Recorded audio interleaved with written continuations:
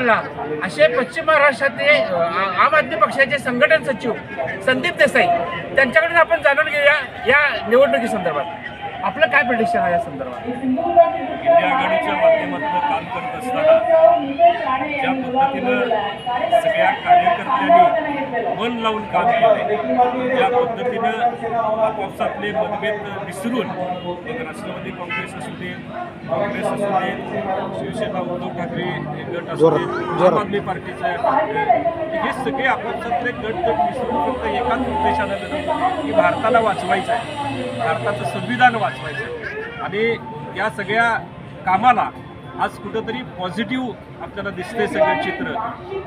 जे छातीठोकपणे सांगत होते अबकी बार 400 पार करणार आणि त्यांना 300 पार आम्ही करू दिलेले नाही आहे।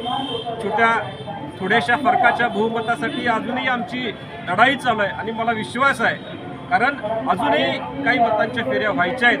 निवडणुकांचे निकाल अजून पूर्णपणे आपल्या हातात आलेले नाही आहेत, पण आत्ता जे निवडणूक आता निकाल आपण बघतोय, कल जे बघतोय ते इंडिया आघाडीसाठी समाधानकारक आहेत आणि खास करून कोल्हापूरसाठी अतिशय समाधानकारक आहेत असं म्हटलं तरी वावगं ठरणार। ज्याप्रमाणे शिबू सोरेंना पहिल्यांदा त्यांनी तुरुंगात धाडलं, त्या पाठोपाठ अरविंद केजरीवाल यांना तुरुंगात धाडलं, ते पुन्हा काल तुरुंगामध्ये गेलेले आहेत, तर या पार्श्वभूमीवर आपली काय प्रतिक्रिया आहे?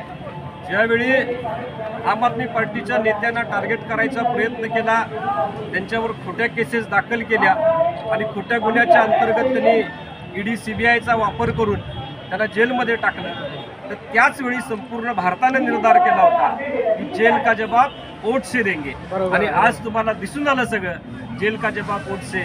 दडपशाहीला न जुमानता भारतातला मतदार लोकशाही टिकवण्यासाठी संघर्ष करतोय, हे 140 करोड भारतीयांच्या दृष्टीनं अतिशय महत्त्वाचं आहे असं माझं मत आहे। ठीक आहे।